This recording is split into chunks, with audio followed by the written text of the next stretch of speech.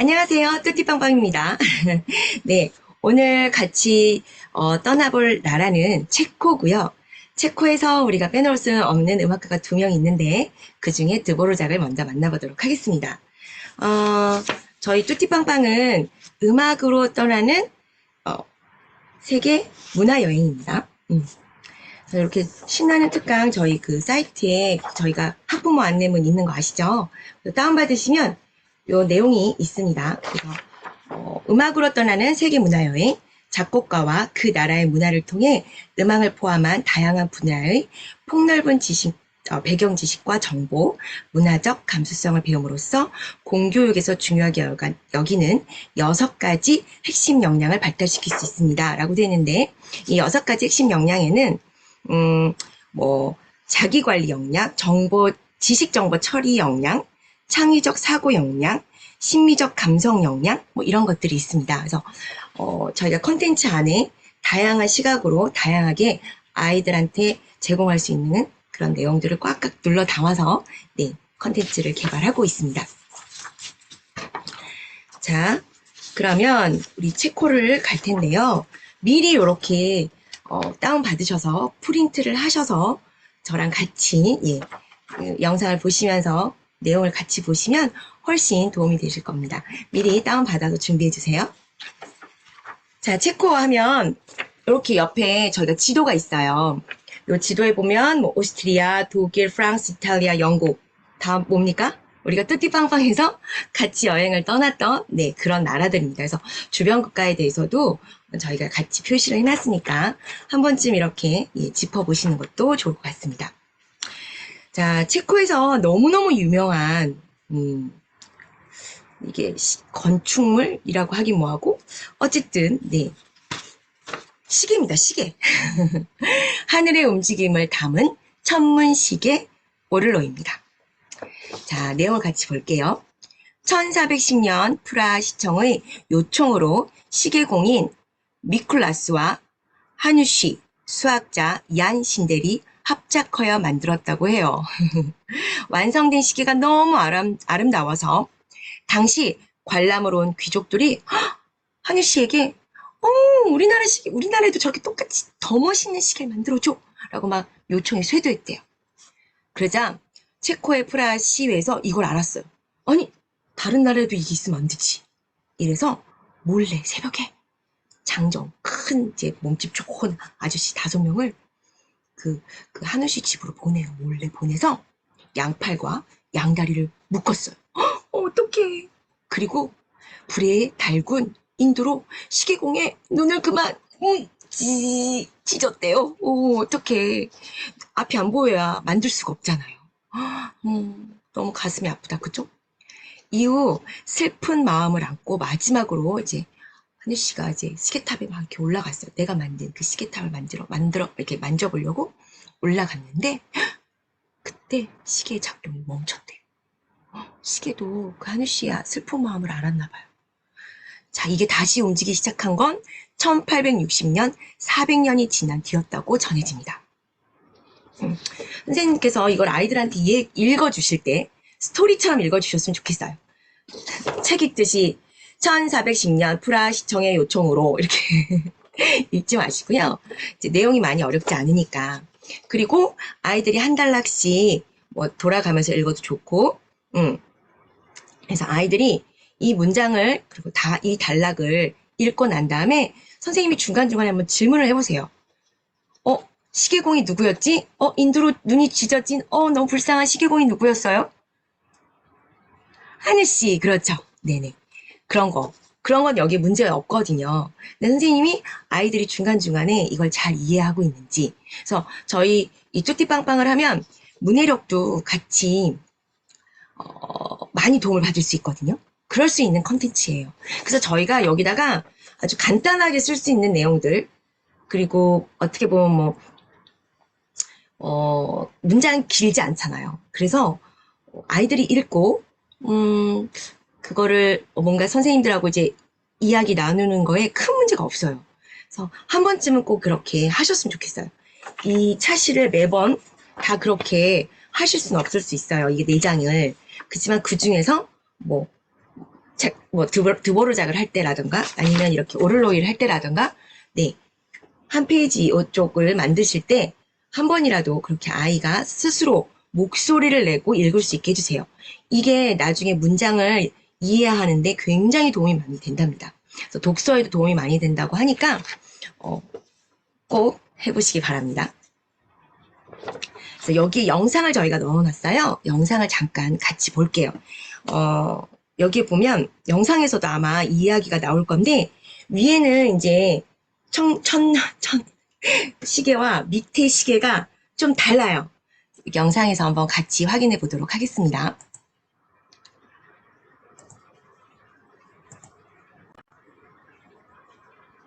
되고 있는 구시가의 명물 천문시계 때문인데요. 위쪽은 천동설에 기초한 천체의 움직임과 시간을 표시하는 시계가, 아래에는 12개 별자리와 시기별 농사법을 그려넣어 만든 일종의 달력이 설치되어 있습니다. 옛날 사람들은 몇 년 몇 월 며칠에 몇 시 몇 분에 뭘 하겠다 이런 식으로 생각을 하는 게 아니라 전갈자리하고 북두칠성이 만나는 지점에서 우리가 전쟁을 해도 된다. 아니면은 스콜피온이 이렇게 돌아갈 때 우리가 씨를 심을 때다. 이런 식으로 시간에 대해 생각을 했어요. 그래서 우리가 이 시계를 보면은 저게 어떻게 시계냐 하는데, 사실 옛날 사람들은 하늘을 보고 별자리의 위치를 보고 시간을 판단했기 때문에 낮에도 별자리의 위치를 볼 수 있도록 이런 시계를 만들었다라고 이해를 하시면 됩니다. 황금색 운명을 거부합니다. 곧이어 시계 위에 창문이 열리고 베드로와 바오로에 이어 12사도들이 차례로 등장하는데요. 짧은 퍼포먼스는 4시마다 언제 올지 모르는 죽음을 준비하라는 묵직한 메시지를 전해줍니다. 네. 네. 그래서 요 앞에 부분의 영상을 보시면 네, 아이들이 되게 신기해할 거예요. 그리고 정말 관광객이 다들 하늘 쳐다보고 그러고 있죠. 네, 그래서 이렇게 실제로 이렇게 그림만 봐서는 이게 뭔데 이럴 수 있잖아요. 그래서 저희가 영상을 이 부분을 넣었으니까 꼭 아이들하고 시청하시기 바랍니다. 자, 그 다음에 우리가 체코하면 또 빼놓을 수 없는 게 여러 가지가 있는데요. 그 중에서 우리 아이들 인형 좋아하죠. 인형 좋아하지 않았을까요? 어렸을 때 다 한 번쯤은 인형을 가지고 놀았을 거예요. 그쵸? 체코에도 그 나라를 대표하는 인형이 있습니다. 혹시 이렇게 줄로 이렇게 움직이는 인형 보셨나요? 도레미송 같은 거 우리 네, 볼 때 사운드 오브 뮤직에 보면 이렇게 막 이렇게 인형 하잖아요. 맞아요. 그 인형이 체코에서 정말 유명하답니다. 그 인형을 마리오네트라고 합니다. 살아 움직이는 인형 마리오네트입니다. 자, 이 인형은 2016년 유네스코 무형문화재로 등재될 정도로 이제 세계인이 사랑하는 아이콘이 된 마리오네트는 수백 개의 극단이 체코 내 마리오네트 전문 공연장에서 공연을 펼치고 있습니다. 현재까지도. 네. 자, 체코 마리오네트 인형극은 18세기부터 공연이 시작됐어요. 마리오네트 인형 조종사들은 체코 전국의 각지를 돌면서 막 공연을 펼쳤어요. 당시에 헝가리 오스트리아 제국에 의해서 모든 공연에서는 독일어를 사용하게 돼 있었어요. 그러니까 체코가 그 나라에 이제 속히 되어 있는 거였어요. 그래서 체코말을 쓸 수가 없었어요. 독일말을 꼭 썼어야 했는데 이 연극에서는 체코말을 쓸 수 있었어요. 그래서 이 조종사들이, 이 조종하는 조종사들이 더 그 체코어를 국민들이 잊어버리지 않게 하기 위해서 더 열심히 이 인형극을 더 개발하고 더 열심히 공연을 하러 다녔다고 해요. 그래서 인형 조종사들은 마리오네트에게 후 하고 영어를 불어넣는 일에 자기가 일조하고 있다라고 생각을 해서 굉장한 자긍심을 갖고 이를 대를 이어가면서 전승하는 그런 일을 하고 있다고 합니다. 그래서 이 공연도 저희가 QR로 넣어놨어요. 그래서 이것도 선생님들께서 같이 보시면 도움이 되실 것 같아서 저희가 넣어놨는데 잠깐 공유해서 보도록 하겠습니다.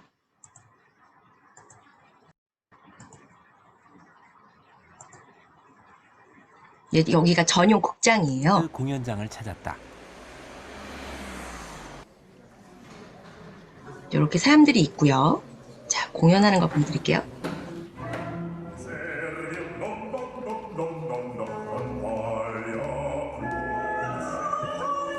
오늘의 공연은 모차르트의 대표적 오페라인 돈 조반니.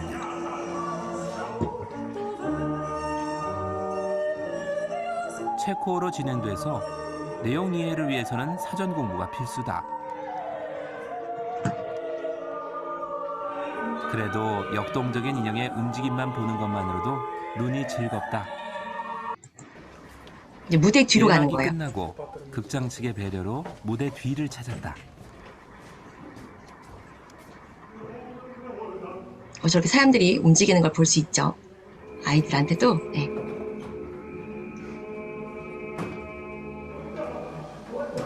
장인들 손끝의 섬세함이 그대로 전해지는 듯하다.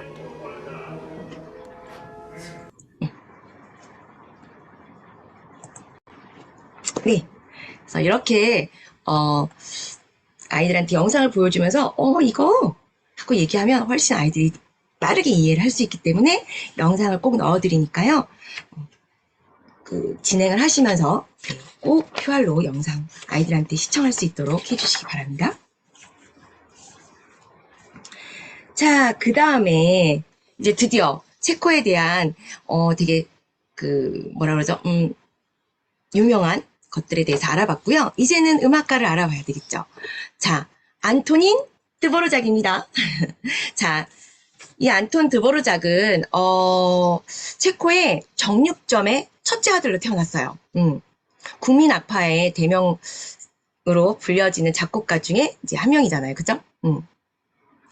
평범하게 태어났어요. 그리고 음악을 전혀 하지 않는 집안에서 태어나서 이 정육점 하는 일을 가업으로 물려받기를 아빠는 원하셨어요.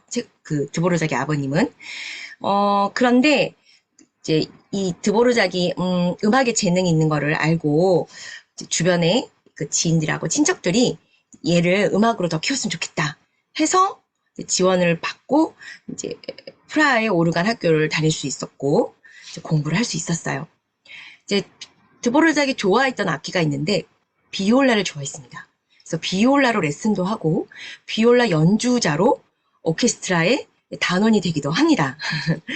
그게 바로 체코 국립 극단에 이제 비올라 주자로 들어가게 되는데요. 거기서 누굴 만나냐면 지휘자 스메타나를 만납니다. 그래서 그 사람의 영향을 굉장히 많이 받았어요. 그리고 이제 나중에는 내가 더 작곡에 전념하고 싶다 해서 이제 극단을 그만두고 작곡을 더 열심히 집중을 했는데요. 나중에 오스트리아 정부에서 운영하는 장학금 받는 그런 오디션에 신청을 했는데 덜컥 합격을 했네요. 와, 역시. 근데 여기서 또 누구를 만나냐면 드보르작의 이런 특별함을 알아봤던 사람이 있었어요. 바로 브람스. 네. 그래서 브람스가 이 사람을 특별하다라고 생각을 하고 인정하기 시작했어요. 그때부터 이제 드보르작은 조금씩 성공을 거두기 시작했어요. 아주 특별한 천재도 아니었던 것 같고요. 집안 배경이 주위 환경이 아주 음악적으로 그랬던 가문도 아니었던 것 같은데 정말 그야말로 성실한 노력파고요. 굉장히 가정을 사랑했던 가정에 충실했던 그런 가장이었습니다. 나중에 드보르작이 이제 미국으로 음악 원장으로 초청을 받아서 이제 가게 됩니다. 이때 이제 완전 대박 사건, 대박의 곡들이 나오죠. 우리가 너무나 사랑하는 신세계로부터 교향곡 9번이 여기서 만들어지게 되죠.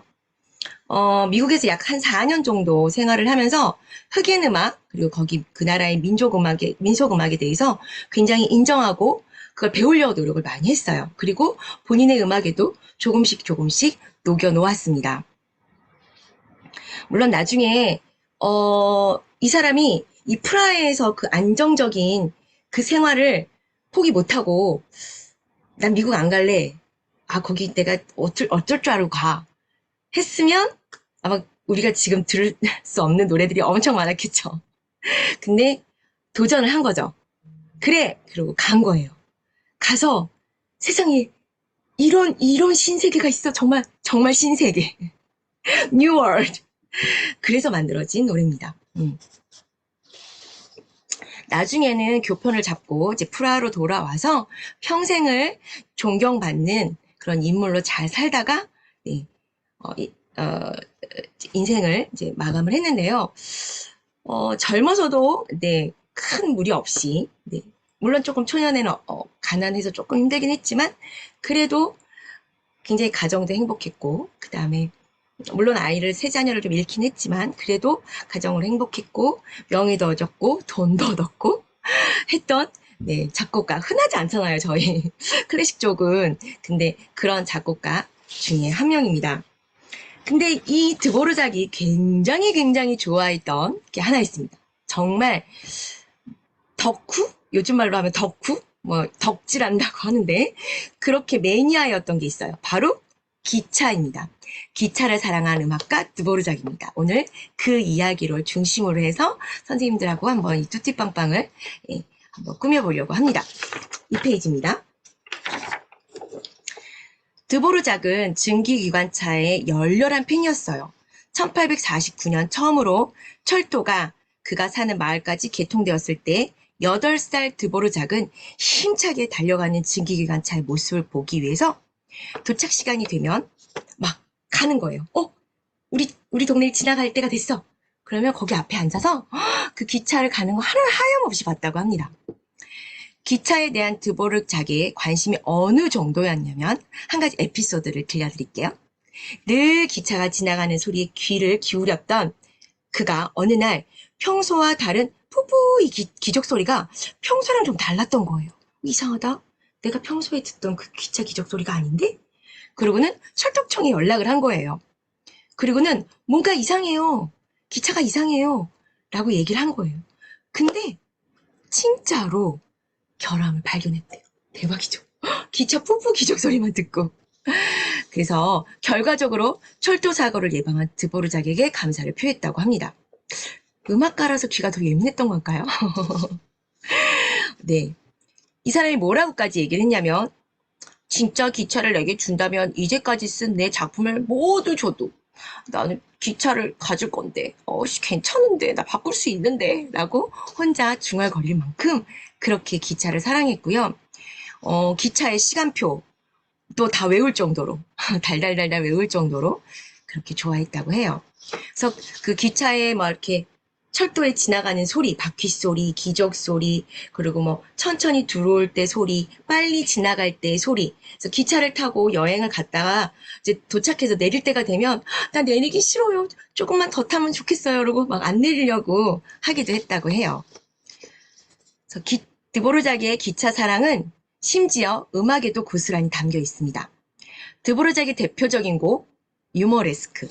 딴 따단 따딘 따란 따란 따란 따란 따란 딴. 네, 이 유머레스크의 이 앞부분에 이 리듬은 기차 바퀴에서 바퀴 소리 이렇게 돌아가는 소리 같았나 봐요. 이게 기차 바퀴 굴러가는 소리가 여기서 영감을 얻어서 만들어진 노래라고 합니다. 실제로 딴따단 따단 따단 따단 이 도입부의 소리에 파장을 분석해 보면 기차 바퀴 소리와 거의 일치한대요. 와 진짜 귀가 네. 뭐 하나 이렇게 꽂혀가지고 좋으면 이 정도까지 좋아해야 되나 싶을 정도로. 그리고 우리가 좋아하는 그 조수랑 도입부가 비슷하다고 생각하는 떠단 떠단 디단 디단 디단 디단 하면서 천천히 가다가 점점 빨라지는 이것도 기차가 처음에 이렇게 천천히 가잖아요. 그러다가 점점 빨라지는 거기서 영감을 얻어서 그렇게 만들었다는 얘기도 있습니다. 유머레스크는 우리가 잘 알고 있는 유머라는 단어와 어떤 풍의라는 뜻을 가진 에스크 두 단어가 합쳐져서 유머레스크, 즉 유머스러운 풍의 음악이라는 뜻을 갖고 있습니다. 이게 이제 19세기에서부터 만들어진 장르라서 그전에는 볼 수 없는 장르거든요. 네. 그래서 유머레스크 7번을 저희가 여기 QR로 넣어놨어요. 그래서 아이들하고 같이 정말 그 도입부를 들으면서 지금은 막 KTX 뭐 이러긴 하지만 우리 그래도 기차 하면 이렇게 칙칙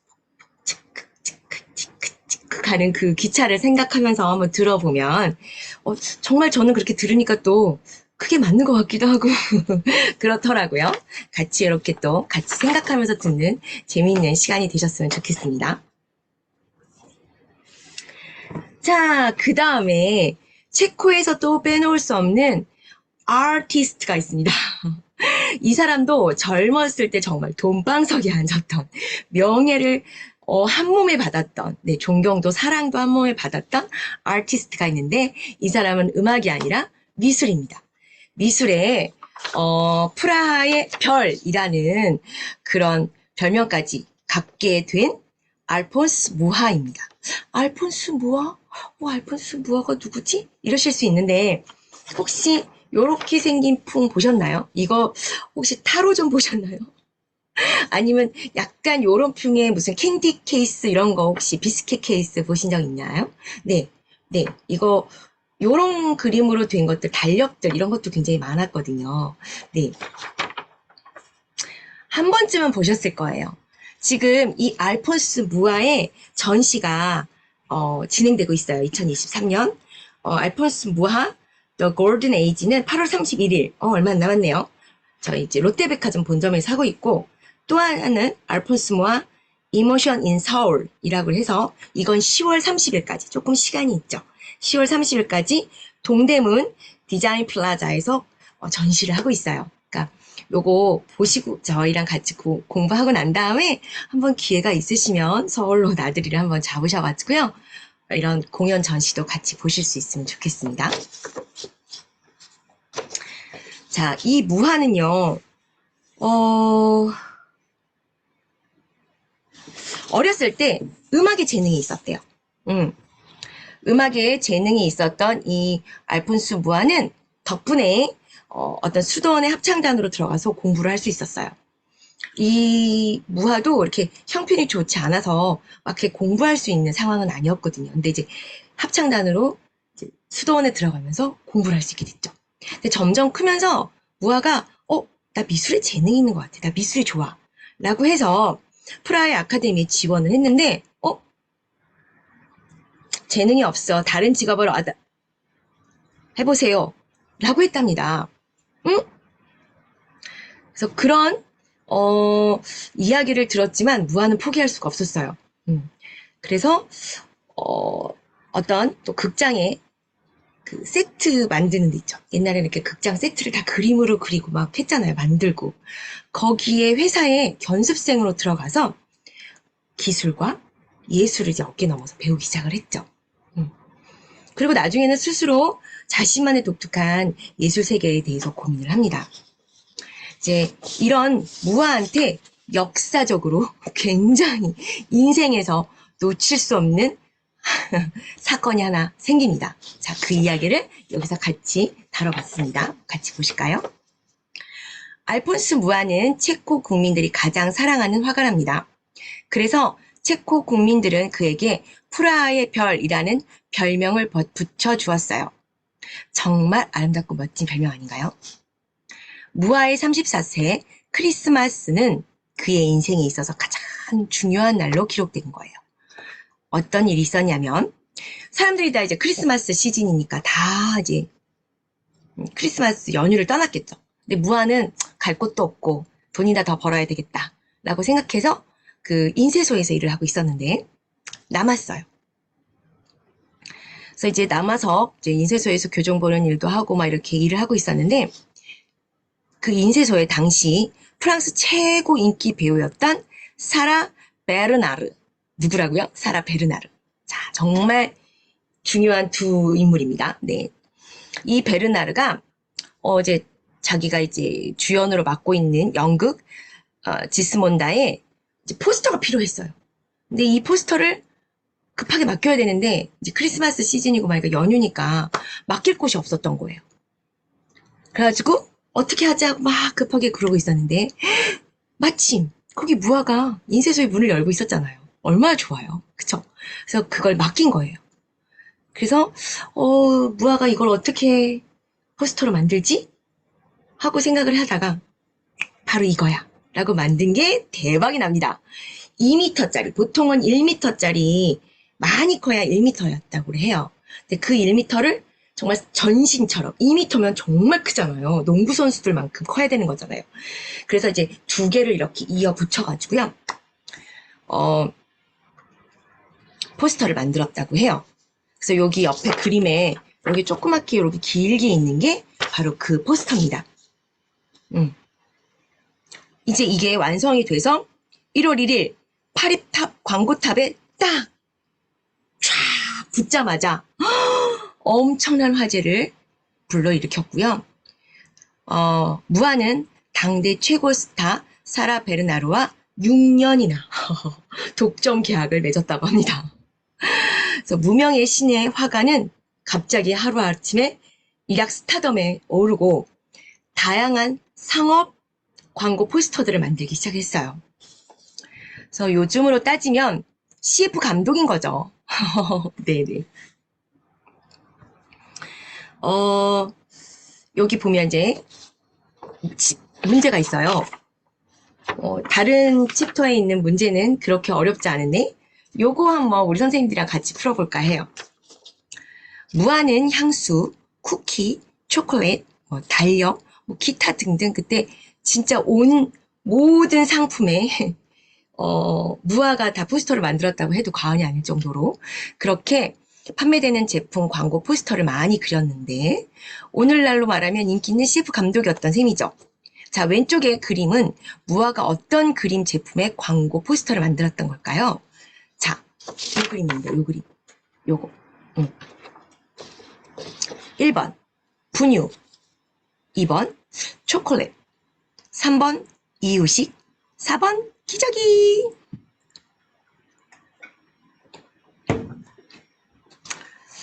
찾으셨나요? 분유라고요? 기저귀라고요? 정답은 위에 여기 있습니다. 네슬레 푸드. 자, 이게 힌트가 되셨을까요?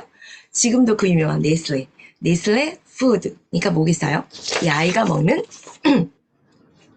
네, 이유식이겠죠. 네, 이유식이 정답입니다. 엄마가 무슨 그리스 여신 같아요. 그죠? 근데 무아의 작품이 다 그렇습니다.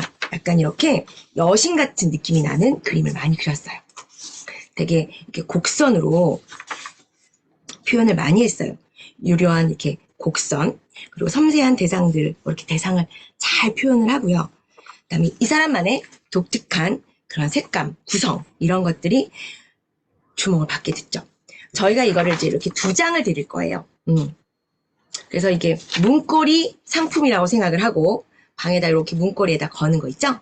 그 상품이라 생각하고, 네, 아이들하고 만들어 보시면 됩니다. 어렵지 않아요. 아이고. 가위로 이렇게 자르신 다음에 이쪽에 보시면 검정색 선이 하나 있어요. 여기를 가위로 자르고 가운데를 이렇게 가위가 자르면 됩니다. 그러면 이제 이것처럼 구멍이 안에 뽕 뚫리겠죠. 네. 그리고 요 밑에는 뭐 독서중도 괜찮고 지연이의 방도 괜찮고 뭐 어떤 거 해도 괜찮아요. 아니면 누구누구 가게 이렇게 하셔도 되죠. 네. 지연이의 뭐 옷가게, 뭐 아니면 펜시 가게, 뭐 이런 거 하셔도 되고, 어쨌든 아이들이 생각해서 여기다가 뭔가 넣을 수 있도록 해주시면 됩니다. 무아의 그림 중에 되게 유명한 것 중에 지금 여기에 저희가 이렇게 하고 있는 건 사계절입니다. Four Season. 네. Four Season 그림이에요. 그래서 이거는 포도가 이렇게 넝쿨치에 있는 게 이거는 가을. 이거는 추워 하고 있으니까 겨울이고요. 이거는 꽃들이 막 만발하잖아요. 그래서 이거 봄이고, 예, 여름에 나른해 햇빛에 나른해 이렇게 해서 파란 하늘과 예, 나른해서 이렇게 기대어 있는 여름입니다. 이렇게 아이들한테 이거에 대해서도 설명을 그렇게 간단하게 해주시면 될 것 같습니다. 자, 여기까지 네, 체커에 대해서 한번 같이 알아보셨는데요. 오늘의 체코 여행 어떠셨나요? 뚜띠빵빵이랑 같이 한 체코, 그리고 음악가 드보르자, 그 다음에 알폰스 무하, 그 다음에 또 누구 만났나요? 마리오네트, 그 다음에 또 누구 만났나요? 뭐 만났나요? 네, 오를로이. 아마 아이들하고 이렇게 공부를 하고 나면 우리 선생님들도 배경 지식이 많이 넓어지실 거고, 아이들이 만약에 유머레스크를 칠 때 아이들 많이 치잖아요. 그럼 이런 에피소드, 이런 재밌는 이야기를 들려주면 알고 이 아이가 이 피아노를 친다면 훨씬 재밌게 피아노를 칠 수 있겠죠. 그쵸? 네. 그래서 요번 체코를 같이 하시면서 아이들하고도 유익한 시간 되셨으면 좋겠습니다. 함께 해주셔서 감사합니다.